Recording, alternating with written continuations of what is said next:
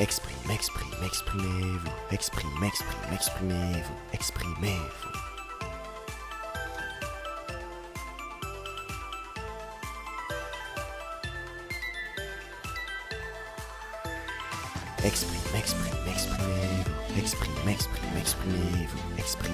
Bonjour et bienvenue sur Exprimez-vous. J'ai le bonheur aujourd'hui de recevoir Chloé Fortoul, une comédienne et accompagnatrice en prise de parole en public.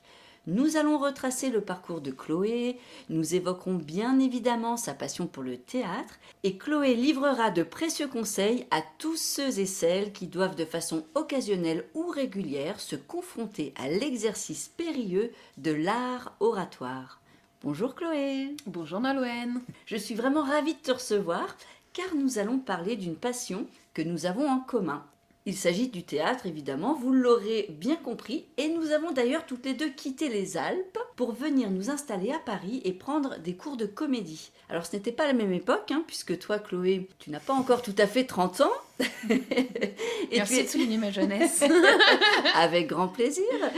Et tu es montée sur Paris en 2012 il me semble. Oui. C'est bien ça, C'est ça. Bon, tandis que moi, c'était en 2001. Bon. Voilà. Tu ne dis pas ton âge, toi.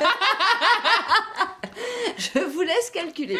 Alors, Chloé, aujourd'hui, tu es comédienne. Oui. Tu montes régulièrement sur les planches.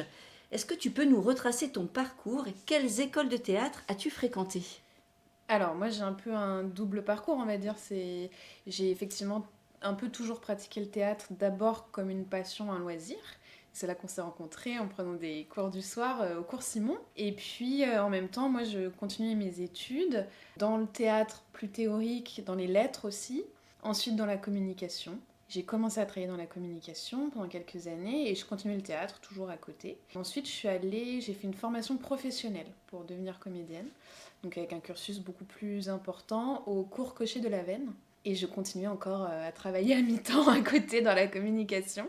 Donc ça a été un long processus pour assumer un petit peu ce métier de comédienne qui n'était pas simple à assumer, ne serait-ce qu'en termes de ressources financières. Et puis les choses se sont faites finalement petit à petit. Aujourd'hui, effectivement, donc, je suis comédienne et j'ai arrêté de travailler dans la communication pour être indépendante et travailler en tant que coach et formatrice à la prise de parole en public. Donc j'interviens dans les entreprises, dans les écoles, auprès de particuliers, pour les aider dans leurs problématiques de prise de parole. Et d'où te vient cette passion du théâtre ? Est-ce qu'il y a un événement en particulier ou une actrice ou un acteur qui t'ont inspiré, donné envie de faire ce métier à ton tour ? Ça me vient d'une professeure de français au collège qui avait monté... Alors, c'était en cinquième que je... Sixième, cinquième. Et sixième, cinquième, c'est le moment justement où on commence à étudier le théâtre au collège.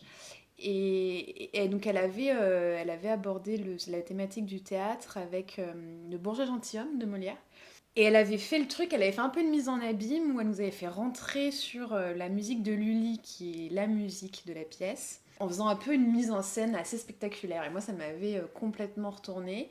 Et c'était une professeure formidable que j'ai adorée, qui m'a vraiment marquée. Et en parallèle, elle avait ouvert un club théâtre au collège. Donc ça a commencé comme ça. Et puis après, ça m'a plus jamais quittée. Et je crois que c'est en même temps aussi que j'ai vu une de mes premières pièces de théâtre en tant que spectatrice. Et c'était avec Michel Bouquet. C'était l'Avare aussi, encore Molière. Avec Michel Bouquet, qui m'avait profondément marquée aussi. C'est parti de là. Et puis après, plus tard, j'ai continué à regarder du théâtre, à faire du théâtre. J'adorais ça, le fait de jouer, d'avoir plusieurs personnages. Et puis je me suis intéressée un peu au cinéma. Je suis tombée amoureuse de Meryl Streep, qui pour moi est une actrice extraordinaire. Donc tout ça a fait que j'ai continué à m'intéresser, à profondément aimer le fait de jouer. Tout à l'heure, tu nous parlais de ton parcours universitaire en parallèle, donc de l'apprentissage, on va dire, du métier de comédienne. Mais justement, qu'est-ce que tu as fait exactement comme études ? Tu nous parlais des études de communication.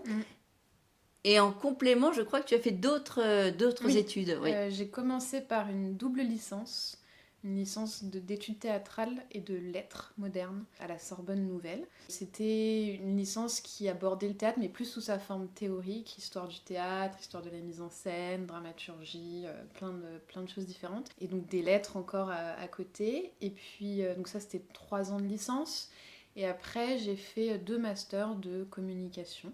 Mais je voulais garder le côté, la veine culturelle en fait. Après j'ai commencé à travailler dans la communication, mais toujours mon souhait c'était vraiment de rester dans le domaine culturel. Alors, quand tu montes sur scène, puisque ça t'arrive régulièrement, je t'ai même personnellement déjà vu jouer au théâtre, notamment une comédie extraordinaire. J'espère que vous allez la rejouer bientôt. Mais j'espère. Parce que franchement, je reviendrai avec grand plaisir. Et quand tu es sur scène, justement, qu'est-ce qui t'anime ? Qu'est-ce qui te plaît dans le fait d'être sur scène face au public ? Je crois que c'est un aspect très enfantin finalement, qui est juste le jeu. Les professeurs de théâtre parlent beaucoup de ça, du fait que il faut retrouver un espèce de plaisir enfantin, comme les enfants qui jouent au policier au voleur. Et c'est vrai qu'en fait c'est ça souvent ce qui nous stimule en tant que comédien, c'est qu'il y a un espèce de plaisir jouissif à jouer, dans le terme le plus, littéral. La définition est plus littérale. Je crois que c'est juste ça. Jouer un peu comme un enfant le ferait, c'est-à-dire de manière très instinctive et en se donnant à fond, quoi. Et puis après, évidemment, le fait d'interpréter parfois des textes qu'on aime beaucoup, des personnages qu'on aime beaucoup et qui sont très différents de nous. Il y a une forme aussi de libération à pouvoir dire des choses, ressentir des choses qu'on ne ressentirait pas dans la vie, qu'on ne dirait pas dans la vie. Je crois que c'est essentiellement ça. Et quels sont les exercices préparatoires que tu as pratiqués et qui t'ont aidé à progresser en tant que comédienne et qui pourraient être utiles aussi aujourd'hui dans l'exercice de la prise de parole en public ? Il y en a beaucoup. C'est vrai que quand on est en école de théâtre, qu'on apprend à être comédien, qu'on est sur un cursus long, on nous apprend beaucoup de techniques oratoires, pas que. On nous apprend notamment, j'allais dire un truc qui devrait être basique mais qui est pas si simple à appréhender, c'est la question de la respiration, et que moi je réutilise beaucoup dans mes accompagnements, parce que souvent le fait qu'on soit dans une société, un environnement très stressant, qu'on soit stressé par le boulot, la vie, etc., on oublie un peu de respirer, on a ce qu'on appelle une respiration très haute, et ce qui influe la prise de parole, et donc pouvoir se reconnecter à sa respiration, retrouver un peu non pas une maîtrise, mais une conscience de sa respiration. Ça permet de beaucoup mieux maîtriser le rythme, par exemple, le débit, et puis aussi de mieux gérer ses émotions, son stress, qui est souvent présent.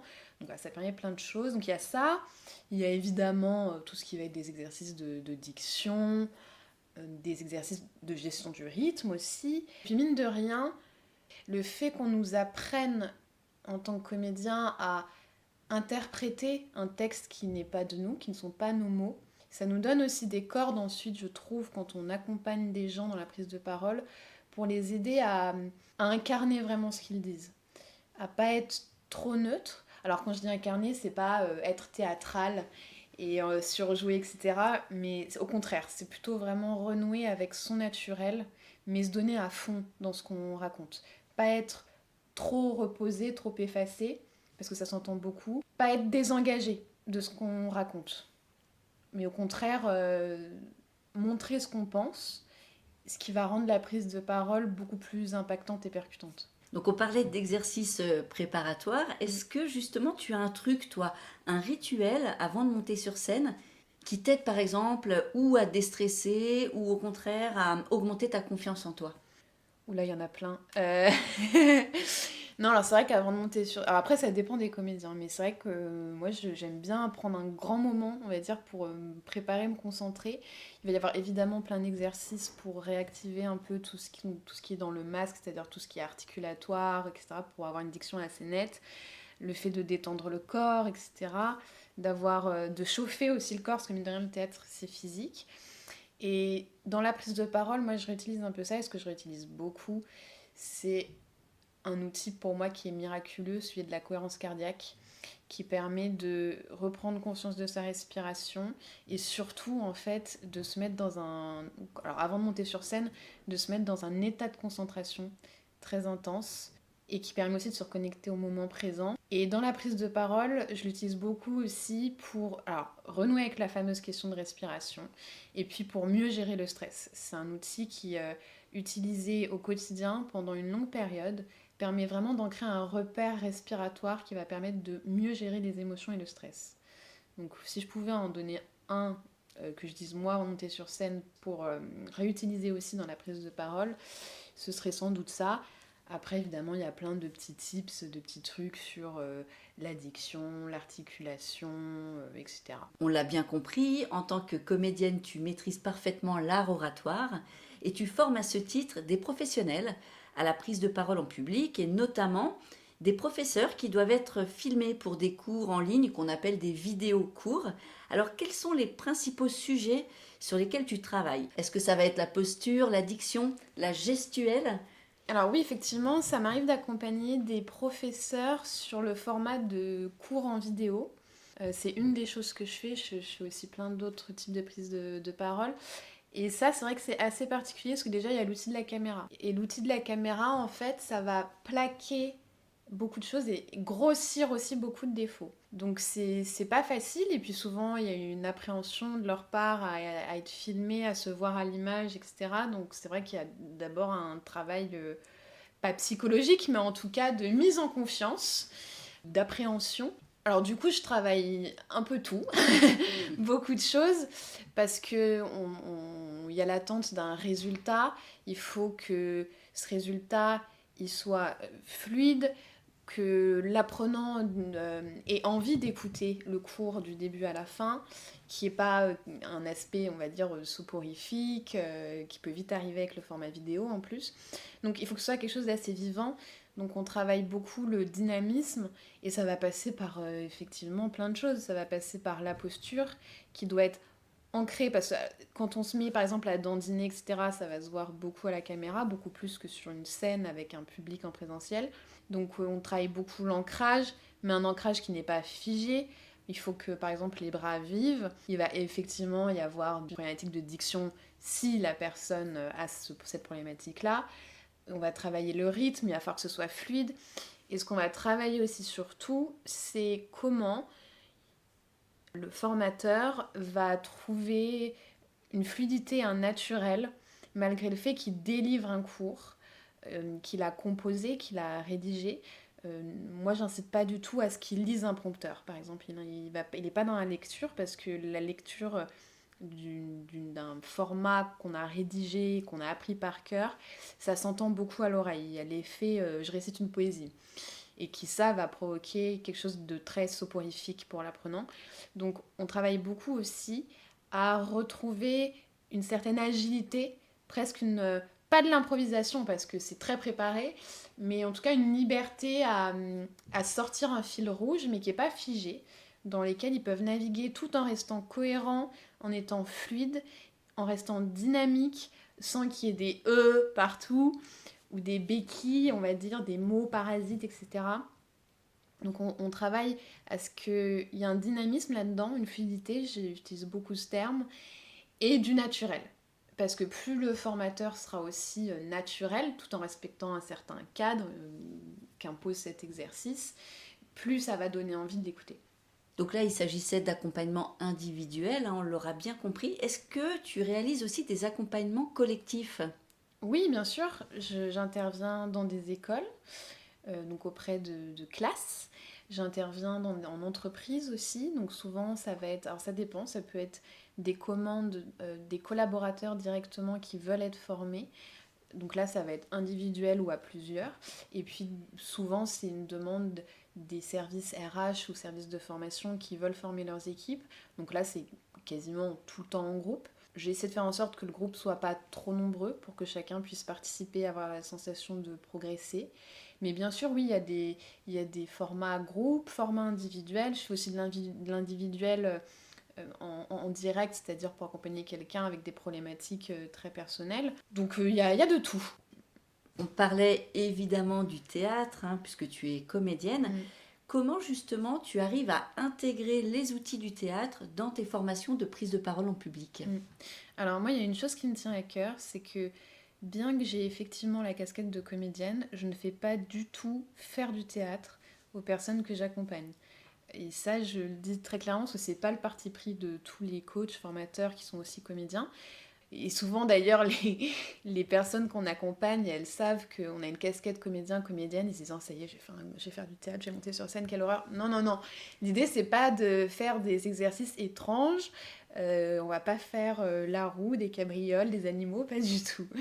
Non, c'est d'adapter les outils dans leurs besoins professionnels, dans les exercices types qu'ils vont rencontrer, c'est-à-dire la présentation de projets, de comptes rendus, ou même simplement le format de réunion, comment je vais trouver ma place dans une réunion pour prendre la parole, comment je dois tenir un discours devant tant de personnes, devant une assemblée au travail, comment je m'y prends.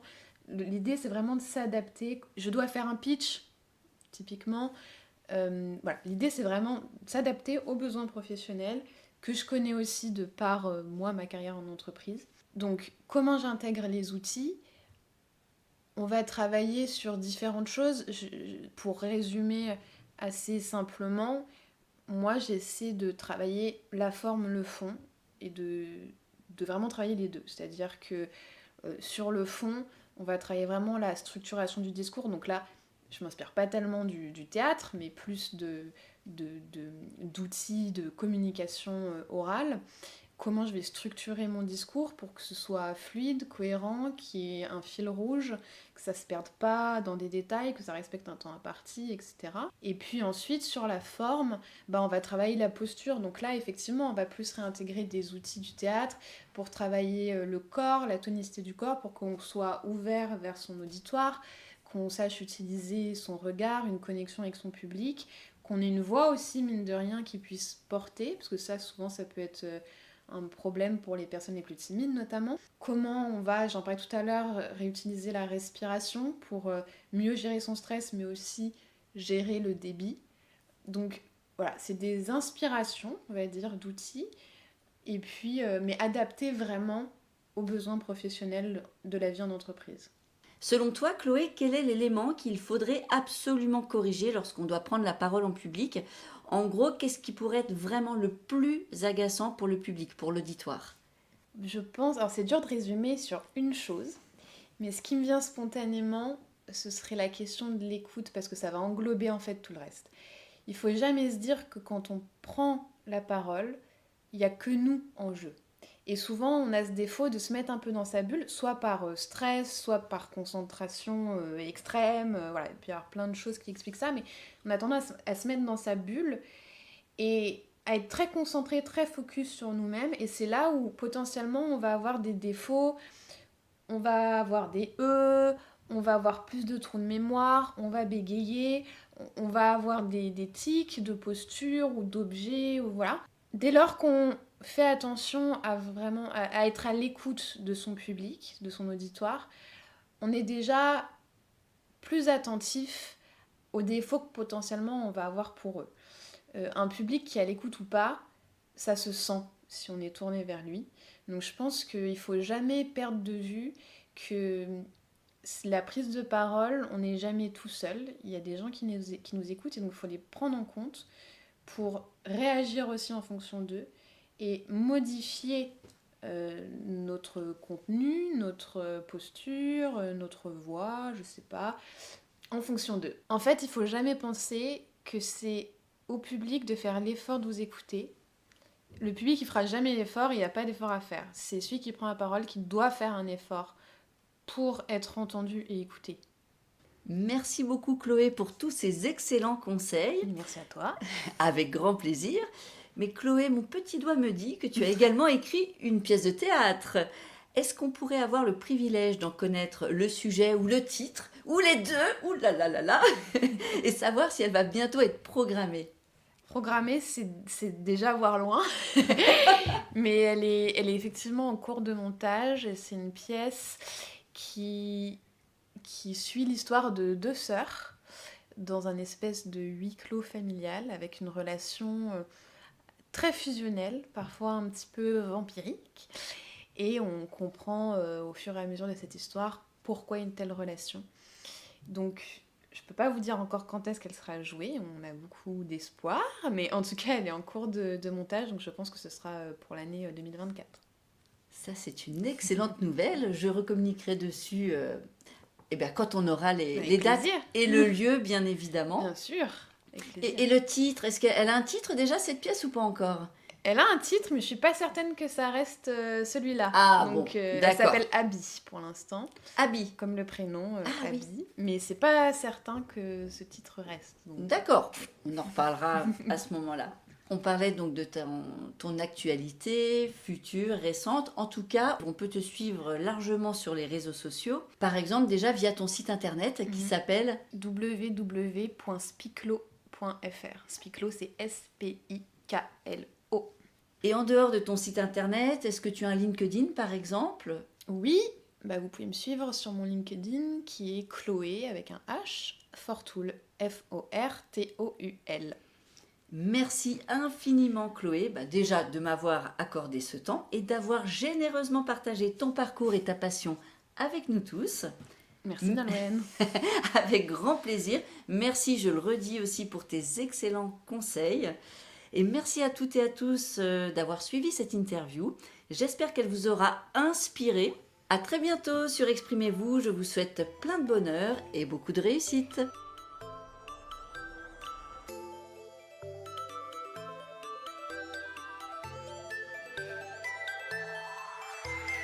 Exprimez-vous. Exprimez-vous. Exprimez-vous.